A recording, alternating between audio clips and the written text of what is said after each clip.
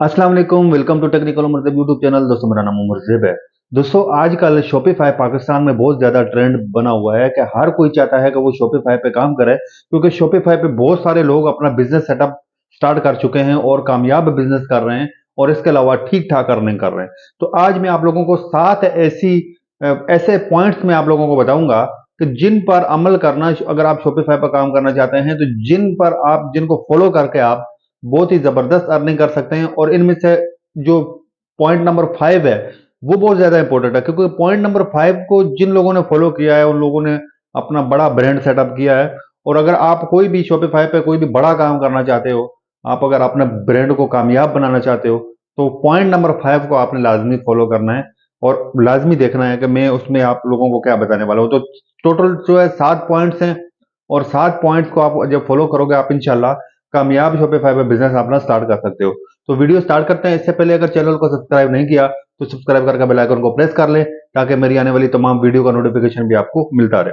तो सबसे पहला पॉइंट है कि पॉइंट नंबर 1 कि भाई लर्न शॉपिफाई, कि शॉपिफाई को सीखो। जब तक आप किसी भी प्लेटफॉर्म को सीखते नहीं हो तो आपको काफी प्रॉब्लम होता है। अगर आप शॉपिफाई का किसी से स्टोर भी बना लेते हो तो कम से कम आपको स्टोर मैनेज करना आना चाहिए। आपको उसकी सेटिंग का पता होना चाहिए कि कौन सी सेटिंग कहां पे है। शॉपिफाई इतना मुश्किल नहीं है, बिल्कुल आसान है।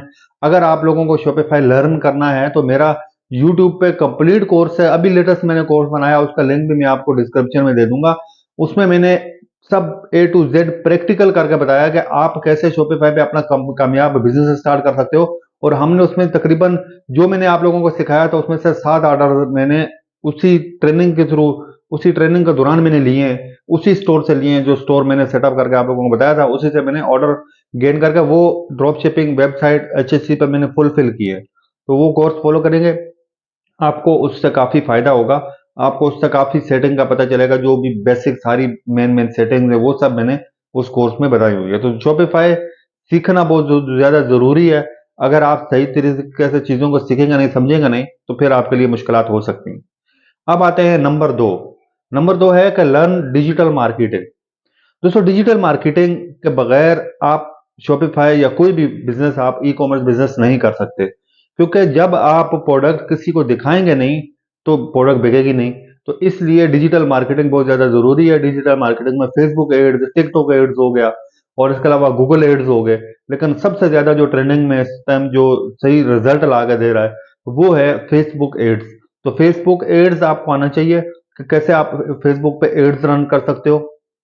जो मेरा कोर्स है उसमें मैंने फेसबुक एड्स भी रन करके दिखाएं कि कैसे आपकी क्या स्ट्रेटेजी होनी चाहिए, इंटरेस्ट कैसे आपको सेट करना है और कैसे आपको अपना एड क्रिएटिव बनाना है। सबसे ज्यादा इंपॉर्टेंट है एड क्रिएटिव। अगर एड क्रिएटिव जितना अच्छा होगा उतने ज्यादा अच्छे आपको पास रिजल्ट आएंगे। तो नंबर 3 पे है नीच सिलेक्शन। दोस्तों अगर आपने प्रोडक्ट सही नहीं निकाली तो आप नाकाम हो जाएंगे, क्योंकि प्रोडक्ट सिलेक्शन बहुत ज्यादा इंपॉर्टेंट है किसी भी ई कॉमर्स बिजनेस के लिए। जब आपके पास अगर अच्छी प्रोडक्ट नहीं आएगी, आप चाहे आप उस पर जितनी अच्छी डिजिटल मार्केटिंग कर रहे हैं, जितना अच्छा आप उस पर स्पेंडिंग करेंगे और जितना अच्छा स्टोर बना लेंगे, वो आपको फायदा नहीं देगा जब तक आपके पास प्रोडक्ट अच्छी नहीं होगी।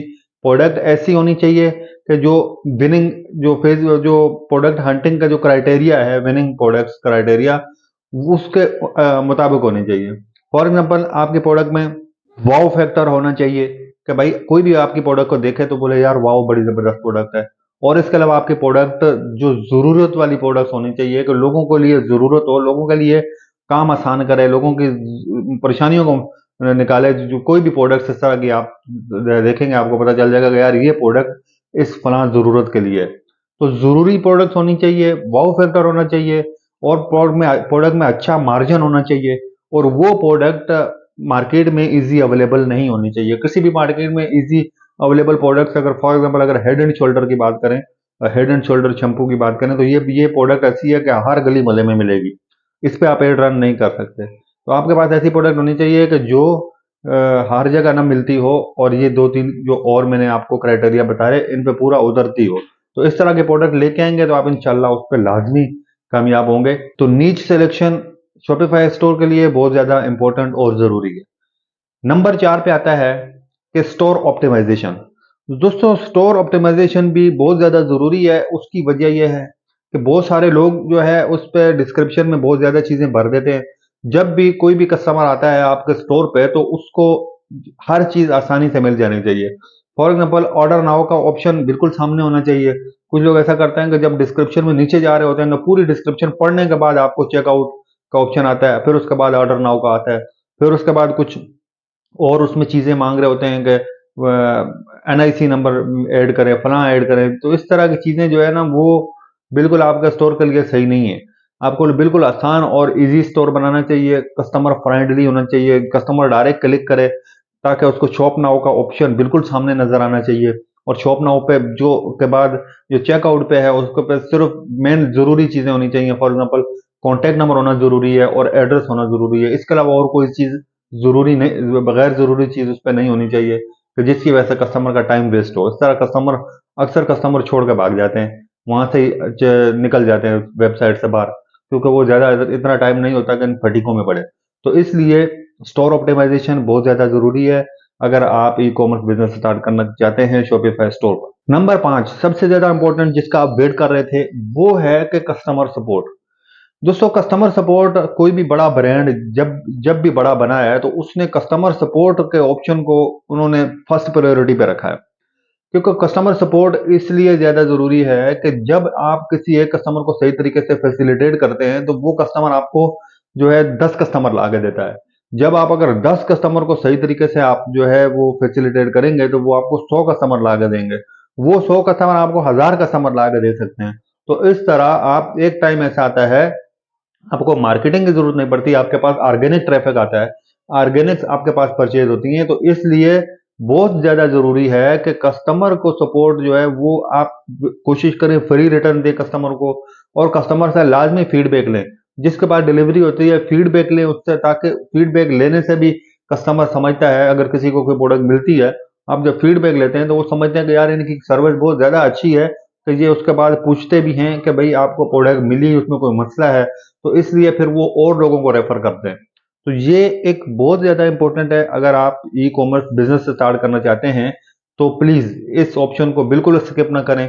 इस पे बहुत ज़्यादा तवज्जो की ज़रूरत है, इसके लिए आप टीम भी हायर करना पड़े तो आप करें, इससे आपको काफ़ी फ़ायदा होगा। नंबर 6 पर है दोस्तों रिलायबल सप्लायर। रिलायबल सप्लायर आपके पास होना चाहिए कि जो अगर आप ड्रॉप शिपिंग कर रहे हैं तो उसके लिए तो बहुत ज़्यादा ज़रूरी है कि आपके पास रिलायबल सप्लायर हो जो टाइम पे शिप करे आपका ऑर्डर। जब भी आपके पास ऑर्डर आता है, आप जब अपनी कैंपेन रन करते हो, पैसे लगते हैं, खर्चा होता है, ऑर्डर लेने के लिए आपको काफ़ी एफर्ट करनी पड़ती है, स्टोर ऑप्टिमाइज़ेशन, बहुत सारी चीज़ें ऐसी हैं कि जो आपके खर्चे हो रहे होते हैं। लेकिन अगर आप जब वो सप्लायर को देते हो और सप्लायर अगर उसमें ढीलापन दिखाए कि वो ऑर्डर शिप ना करे, 1 दिन डिले कर दे, दूसरे दिन या कोई ऐसी प्रोडक्ट उठा के दे दे जो वो प्रोडक्ट जो आपने दिखाई है वो हो ना, तो फिर बड़ा मसला हो जाता है। तो इसलिए रिलायबल सप्लायर बहुत ज़्यादा ज़रूरी है। आप सबसे पहले टेस्ट करें उस सप्लायर से, आप प्रोडक्ट अपने पास मंगवाएँ, देखें कि जो प्रोडक्ट आप सेल करना चाहते हैं वो सही है या नहीं है और वो क्या टाइम पे शिपमेंट कर रहा है या नहीं कर रहा। तो ये सारी चीज़ें देखना बहुत ज़्यादा ज़रूरी है। दोस्तों इसके बाद आता है लास्ट में कि मल्टीपल सप्लायर। मल्टीपल सप्लायर होना भी बहुत ज़्यादा ज़रूरी है क्योंकि एक कस्टमर पे आप रिलाय नहीं कर सकते, एक सप्लायर पे आप रिलाय नहीं कर सकते। अगर इन केस उसके यहाँ कोई फौतगी हो गई या कोई किसी भी वजह से उसका अगर वो सेटअप बंद हो जाता है, तो आपके पास वही प्रोडक्ट किसी दूसरे सप्लायर के पास भी होनी चाहिए ताकि आप वहाँ से अरेंज करके आप कस्टमर को डिलीवर करें। क्योंकि आपकी स्पेंडिंग होती है, आपका पैसा खर्च होता है, इसलिए जितने ज़्यादा मल्टीपल सप्लायर होंगे, उतने ज़्यादा चांसेज़ हैं कि आप अच्छे तरीके से मैनेज कर पाएँगे अपने ऑर्डर को। उम्मीद है कि ये आपको वीडियो पसंद आई होगी। इसमें जो मैंने पॉइंट्स आप लोगों को बताए हैं, काफ़ी आप लोगों के लिए हेल्पफुल साबित होंगे, अगर आप इनको फ़ॉलो करेंगे। तो हम मिलेंगे नेक्स्ट वीडियो के साथ। अपना बहुत सारा ख़्याल रखिएगा। अगर चैनल को सब्सक्राइब नहीं किया तो सब्सक्राइब करके बेल आइकन को प्रेस कर लें, ताकि आने वाली मेरी तमाम वीडियो का नोटिफ़िकेशन भी आपको मिलता रहे। तो मिलेंगे नेक्स्ट वीडियो के साथ। अपना बहुत सारा ख़्याल रखिएगा। अल्लाह हाफ़िज़। Thanks for watching.